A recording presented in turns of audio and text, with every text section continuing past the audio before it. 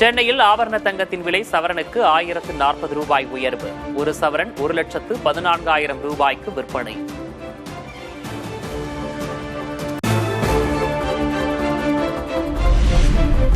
வெள்ளி விலை கிலோவுக்கு 20,000 ரூபாய் சரிவு. சென்னையில் 1 கிராம் வெள்ளி 280 ரூபாய்க்கு விற்பனை.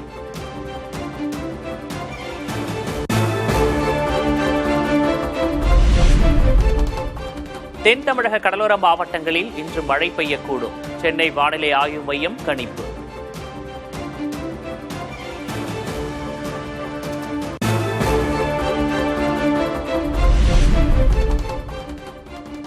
எம்பிக்களின் அமளியால் 5வது நாளாக முடங்கியது மக்களவை. வரும் திங்கட்கிழமை வரை அவை ஒத்திவைப்பு.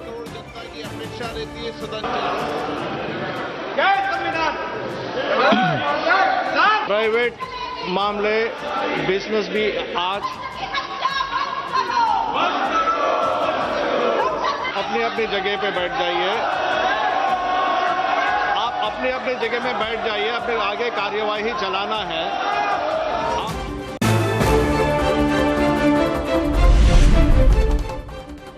தேர்வு நேர பதற்றத்தை குறைக்கும் வகையில் மாணவர்களுடன் பிரதமர் மோடி கலந்துரையாடல். சமூக வலைதளங்களில் நேரத்தை வீணாக்க வேண்டாம் என அறிவுரை.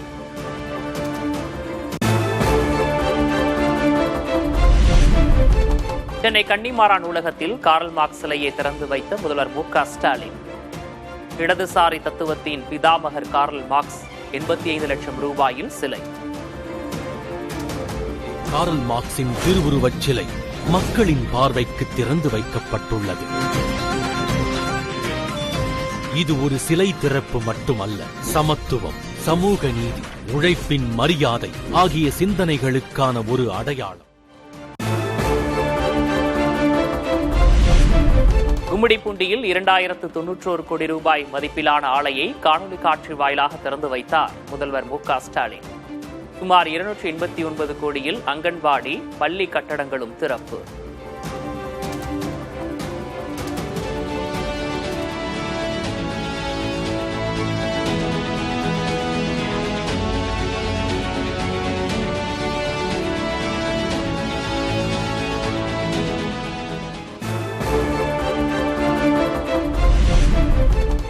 விருதுநகரில் நாளை நடைபெறுகிறது திமுக இளைஞரணி மாநாடு. வீடியோ வெளியிட்டு திமுகவினருக்கு முதல்வர் மு.க. ஸ்டாலின் அழைப்பு.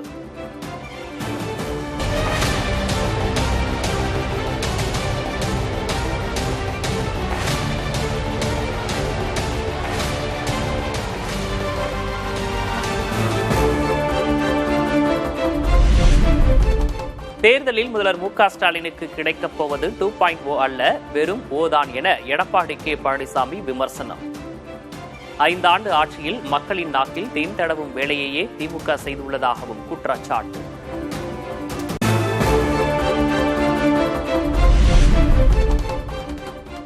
அதிமுக பொதுச் செயலர் பழனிசாமி பாஜகவின் முரட்டு அடிமையாக மாறிவிட்டார். துணை முதல்வர் உதயநிதி ஸ்டாலின் விமர்சனம். முரட்டு பக்தர்களை கேள்விப்பட்டிருப்பீங்க, முரட்டு அடிமைகளை பார்த்திருப்பீங்களா? ஒரு முரட்டு அடிமையா, பாஜகவுடைய ஒரு முரட்டு அடிமையா இன்னைக்கு திரு எடப்பாடி பழனிசாமி அவர்கள் திகழ்ந்து கொண்டிருக்கிறார்.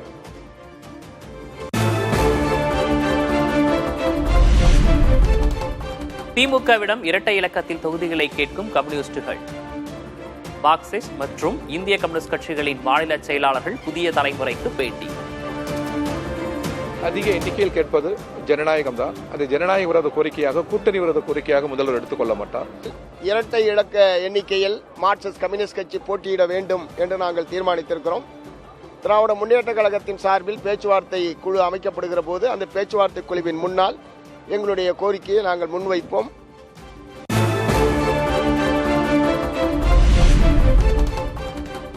ஆட்சியில் அதிகாரம் கேட்பது காங்கிரசின் உரிமை என பீட்டர் அல்போன்ஸ் புதிய தலைமுறைக்கு பிரத்யேக பேட்டி. திமுகவை மதிப்பதாகவும் அதே சமயம் காங்கிரசுக்கென நிலைப்பாடு இருக்கக்கூடாதா என்றும் கேள்வி.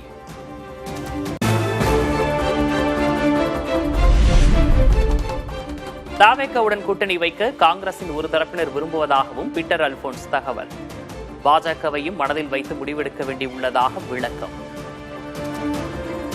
தொண்டர்கள் தாவேக பக்கம் போகலாம், தாவேக ஒரு புது கட்சியாக இருக்கு, தொண்டர்கள் சொல்றதாக தகவல் இருக்கு. தொண்டர்களில் ஒரு தரப்பு மக்களுக்கு வந்து அந்த மாதிரி ஒரு இரண்டாம் கட்ட தலைவர்களுக்கும் அந்த ஒப்பீனியன் வந்து சிலருக்கு இருக்குங்கிறத நான் உங்ககிட்ட மறுக்க தயாரா இல்லை.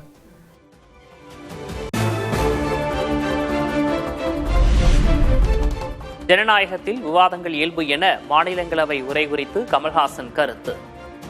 ஒட்டுமொத்த இந்தியாவுடன் தான் தனது கூட்டணியை விட கொள்கையே முக்கியம் எனவும் பேட்டி.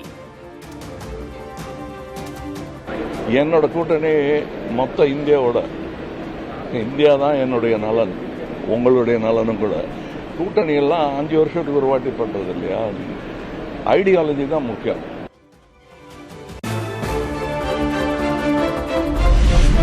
சட்டமன்ற தேர்தலுக்கான விருப்ப மனு விநியோகத்தை தொடங்கியது தேமுதிக. பூர்த்தி செய்த விண்ணப்பங்களை வரும் 12ஆம் தேதிக்குள் சமர்ப்பிக்க அறிவுறுத்தல்.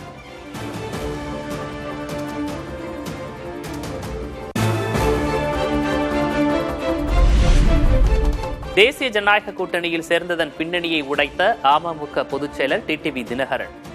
அமித்ஷாவின் அழைப்பு மற்றும் எடப்பாடி பழனிசாமியின் சம்மதத்தின் பேரிலேயே கூட்டணியில் இணைந்ததாக புதிய தலைமுறைக்கு பேட்டி. மாண்புமிகு உள்துறை அமைச்சர்கள் அழைத்து என்னிடம் பேசிய பொழுது அவர் இபிஎஸ் சம்மதத்தோடு தான் நான் உங்கள்கிட்ட பேசுகிறேன். அவர் நீங்கள் கூட்டணிக்கு வரணுங்கிறத அவர் முழுமனதாக விரும்புகிறாரு. அம்மாவின் ஆட்சி வர வேண்டும், 21 நடந்த அந்த நடக்கக்கூடாது என்பதற்காக அவர் வந்துட்டு இருக்கார். நீங்கள் தான் சொல்லணும்.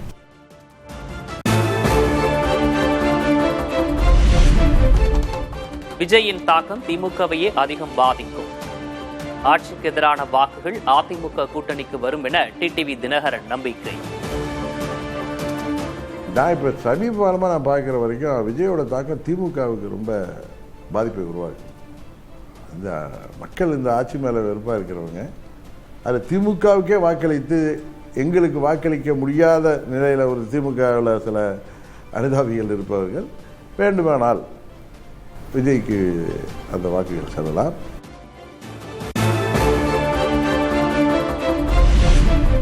சென்னை பனையூரில் உள்ள தாவேக தலைமை அலுவலகத்தில் விருப்ப மனு விநியோகம் தொடக்கம்.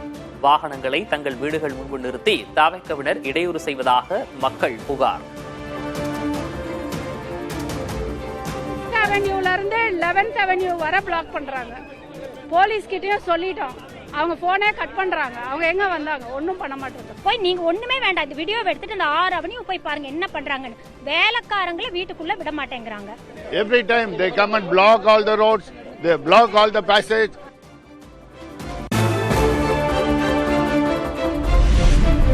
இறுதி வாக்காளர் பட்டியல் அறிவிக்கப்படும் முன்பு கூட்டணியை அறிவிப்போம்.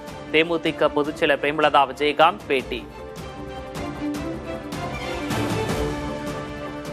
இறுதி வாக்காளர் பட்டியல் அறிவிக்க முன்னாடி எங்கள் கூட்டணியை நாங்கள் இறுதி செய்வோம். உங்களை அழைத்து அதிகாரப்பூர்வமாக நாங்கள் அறிவிப்போம்.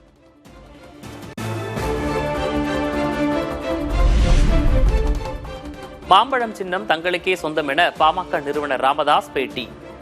விரைவில் தங்களுக்கு சாதகமான தீர்ப்பு வரும் என்றும் நம்பிக்கை. மாம்பழ சின்னம் எங்களுக்கு சொந்தமானது. அது இப்போ கோர்ட்டில் இருக்க, தீர்ப்பு வரும், எங்களுக்கு சொந்தமாகும். மாம்பழ சின்னம் எங்களுக்கு சொந்தமானது. அது இப்போ கோர்ட்டில் இருக்க, தீர்ப்பு வரும், எங்களுக்கு சொந்தமாகும்.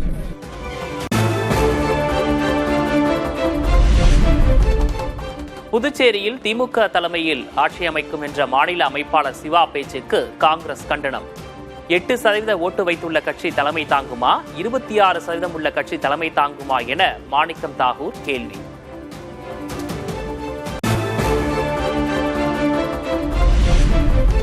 மயிலாடுதுறை தேரெழுந்தூரில் உள்ள ஆமருவி அப்பன் கோவிலில் கும்பாபிஷேகம்.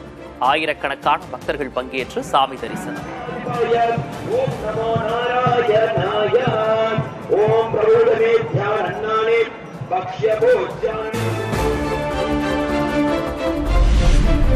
பிப்ரவரி 16ஆம் தேதி திறக்கப்படுகிறது அடையாறு மத்திய கைலாஷ் மேம்பாலம். முதல்வர் மு.க. ஸ்டாலின் திறந்து வைப்பார் என அமைச்சர் ஏவா வேலு தகவல்.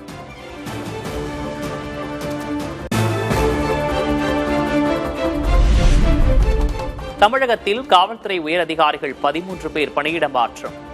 IPS அதிகாரிகள் 2 பேருக்கு பதவி உயர்வு அளித்து தமிழக அரசு உத்தரவு.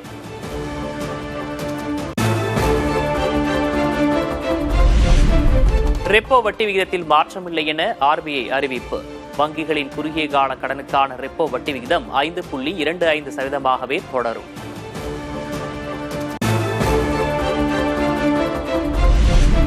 குடிநீர் பாட்டில்களில் மைக்ரோ பிளாஸ்டிக் கண்டறியப்பட்டுள்ளதாக மத்திய அரசு அறிக்கை தாக்கல். மைக்ரோ பிளாஸ்டிக் குறித்து குடிநீர் பாட்டில்களில் எச்சரிக்கை வாசகம் இடம்பெற செய்ய உயர்நீதிமன்றம் உத்தரவு.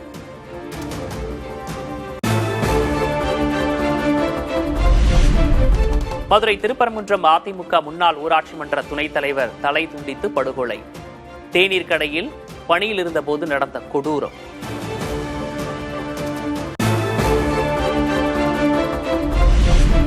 திமுக ஆட்சியில் குற்றம் செய்ய குற்றவாளிகளுக்கு துளி கூட பயமில்லை என எதிர்க்கட்சித் தலைவர் விமர்சனம். அதிமுக நிர்வாகியின் கொடூர கொலையை குறிப்பிட்டு பதிவு.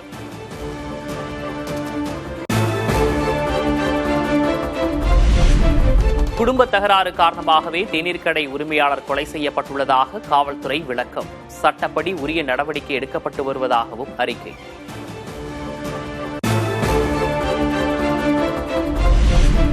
T20 உலகக்கோப்பை கிரிக்கெட் தொடரிலிருந்து இந்திய அணி வீரர் ஹர்ஷித் ராணா விலகல். காயம் காரணமாக தொடரிலிருந்து விலகியதாக தகவல்.